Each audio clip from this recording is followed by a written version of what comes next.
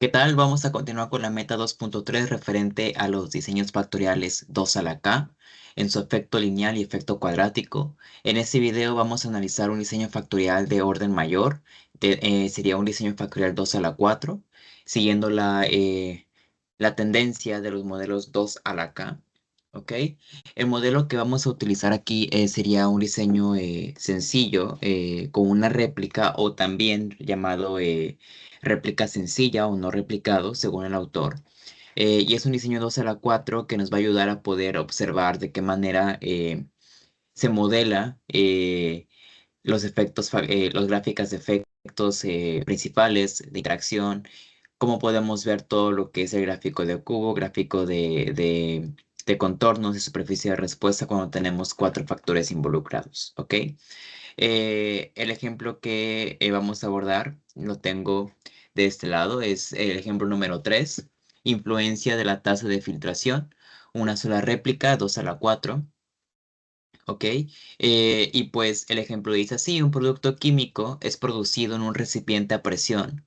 Un experimento factorial es realizado en una planta piloto para estudiar los factores que se cree influyen en la tasa de filtración de este producto. Los cuatro factores considerados son los siguientes, si nos muestran temperatura, presión, concentración de formaldehído, la tasa de agitación, todo esto en factores, bueno, en unidades codificadas, en niveles bajos y altos. Nos dice cada factor está presente en dos niveles, la matriz de diseño y la respuesta obtenida de una sola réplica de un experimento 2 a la 4 se muestra en la siguiente tabla y nos dan la matriz de diseño ya codificada, ¿ok?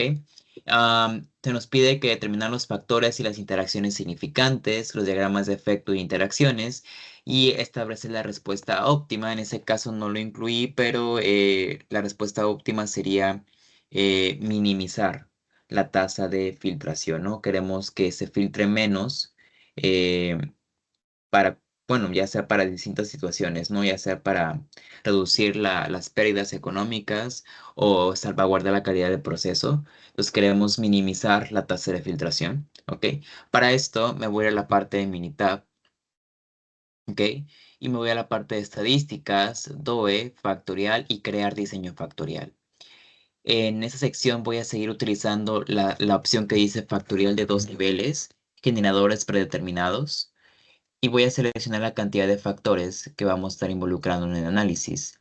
Me voy a la parte de mostrar diseños disponibles y me voy a la parte donde dice cuatro factores, selecciono el factorial completo, ¿no? Recordemos que todo lo que tiene números romanos es de otro tema que veremos más adelante.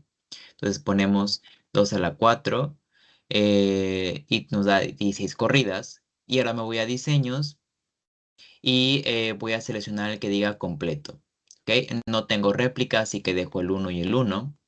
Pongo aceptar y voy a factores. Como vemos, nos muestran Minitab, bueno, el problema, perdón, nos muestra que son variables continuas. Todas las variables que tenemos aquí son continuas, de manera que son factores cuantitativos. Por consiguiente, todos tienen que estar como variable de texto, de variable numérica. Y los valores de los niveles altos y bajos nos dan en forma codificada, por eso lo dejamos en forma codificada.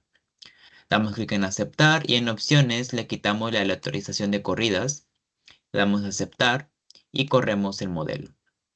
Nos da esta tabla, este diseño, esta matriz de diseño como sabemos, en la última columna yo tengo que posicionar lo que es la variable de respuesta, ¿no? Para esto yo ya tengo aquí en Excel la codificación aparte que no nos da el problema, entonces solamente lo que voy a hacer es copiar y pegar estos datos a la parte de Excel, perdón, de Minitab, y se actualiza la variable de respuesta. Ahora sí me voy a la parte de estadísticas, DOE, factorial y analizar el diseño factorial. Y vamos a seleccionar la respuesta que tenemos aquí, seleccionar. Y me voy a la parte de gráficas y voy a poner que me dé la gráfica normal también. Y le voy a poner aceptar y aceptar. ¿Ok? Como podemos ver, en esta parte nos da muchos asteriscos en la parte de error del coeficiente, valor t, valor p, y esto es porque nos hace falta grados de libertad en el error. Si notamos el análisis de varianza, Aquí tenemos 0 grados de libertad en el error. Entonces, como sabemos, la suma de cuadrados se tiene que dividir entre la cantidad de grados de libertad y después la media de cuadros tiene que dividirse entre, bueno, perdón, la media de cuadros tiene que dividirse entre la suma de cuadrados. No, perdón, creo que me estoy confundiendo. La media de cuadros es el resultado de la división de la suma de cuadrados entre los grados de libertad, ¿no? Entonces, al no tener error en esta parte, pues nos genera un asterisco, ¿no? Entonces, este error que ocupamos, este cuadro medio del error, es el que se ocupa para poder obtener los valores de F0 y por consiguiente tener los valores de P. Al no poder calcularse el valor F, pues nos genera muchos asteriscos, como diciendo que hay un error. Entonces, esto que llega a pasar, eso es cuando nos hace falta réplicas para poder tener efectivamente el modelo completo. Sin embargo, a veces tenemos que trabajar con esta parte del diseño, ¿no? Entonces, ¿qué es lo que sí nos puede dar Minitab cuando tenemos estos casos? Primero nos da los efectos y los coeficientes de los efectos, ¿ok? Y en función de esto nos determina esta tabla de diagrama de efectos, ¿ok? Esta tabla de diagramas de efectos que vemos aquí. Y en función de esto, ¿qué es lo que podemos hacer? Pues prácticamente basarnos en lo que vendría siendo la variable más alta, por así decirlo, de orden más alto. En ese caso es la interacción ABCD. Cuando me refiero a la variable de orden más alto, es porque recordemos que hay un principio de jerarquía en donde no podemos eliminar una, un factor de orden menor. Por ejemplo, no puedo eliminar un factor principal, un factor de interacción doble, un factor de interacción triple o algo similar si hay todavía en el diseño interacciones de orden superior que dependen de esos factores. En este caso, lo que tengo que empezar a eliminar es, por ejemplo, la de mayor orden de interacción, es decir, la de cuarto orden. Aparte que aquí en el diagrama de Pareto podemos ver que no es significativa. Entonces, para esto me voy a la parte que tenemos de estadísticas, DOE, factorial, analizar diseño factorial y voy a ir a la parte de términos y voy a quitar lo que vendría siendo la de cuarto orden. ¿Ok? Y voy a dar clic en aceptar, aceptar y efectivamente ya me modela la tabla completa de tanto ANOVA como todo lo demás. La ANOVA, los coeficientes codificados. Y esto es porque ya tenemos aquí en la tabla de varianza, ya tenemos un grado de libertad en el error. Es lo mínimo que se necesita para que se pueda correr, ¿no? Ahora sí podemos ver cuáles son los efectos significativos, ¿ok? Como podemos ver, aquí solamente hay dos efectos significativos y tenemos que ir eliminando los que no son significativos. Por consiguiente, ahora de nuevo tengo que empezar a quitar con el orden mayor. En este caso, el orden va a ser de interacción ABD, que es la primera que aparece y que es de tercer orden. Entonces me voy a la parte de estadísticas, DOE, factorial, analizar diseño factorial, me voy a la parte de términos y voy a quitar la que es ABD, ABD, y de una vez voy a quitar ABC y ACD.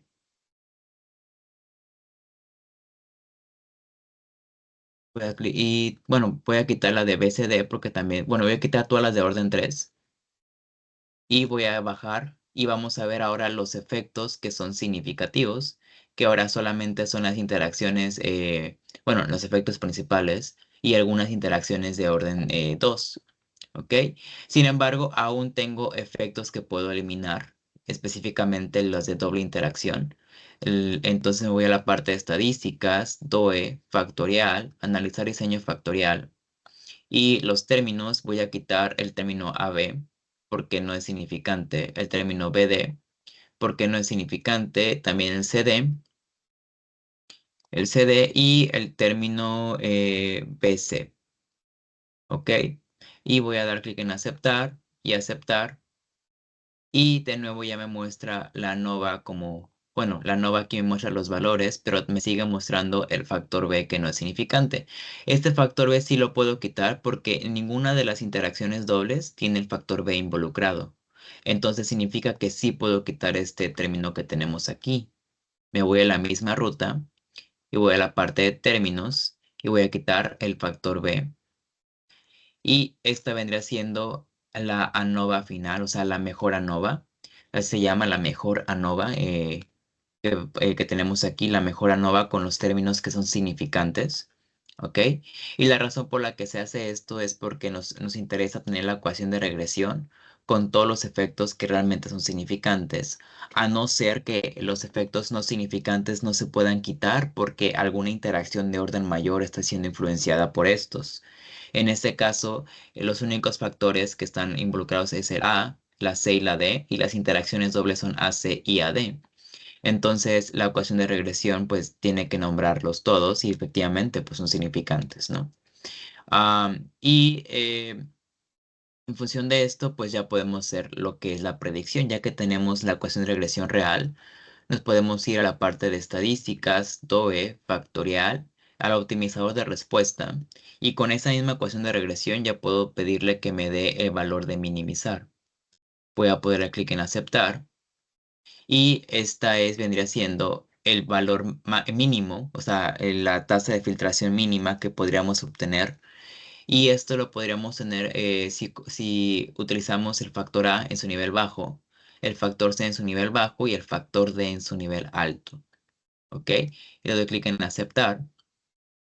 En el dado caso, en el caso hipotético que deseáramos maximizar la respuesta, pues me voy a la misma ruta y vamos a maximizar y me da el resultado de 100,62, es decir, una tasa de filtración de 100 galones por hora. Y para eso tendríamos que operar el A y el D en factores altos y el C en bueno, en niveles bajos, ¿no?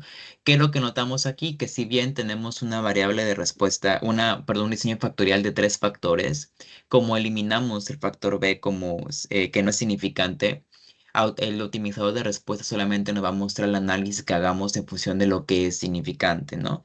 Y pues tiene lógica en no utilizar el factor B, porque si ya vimos que realmente no hace un cambio, es decir, no genera un efecto en la respuesta, o tenerlo o no, configurarlo o no, es realmente irrelevante. Es por eso que el optimizador de respuesta se tiene que trabajar siempre bajo los efectos significativos.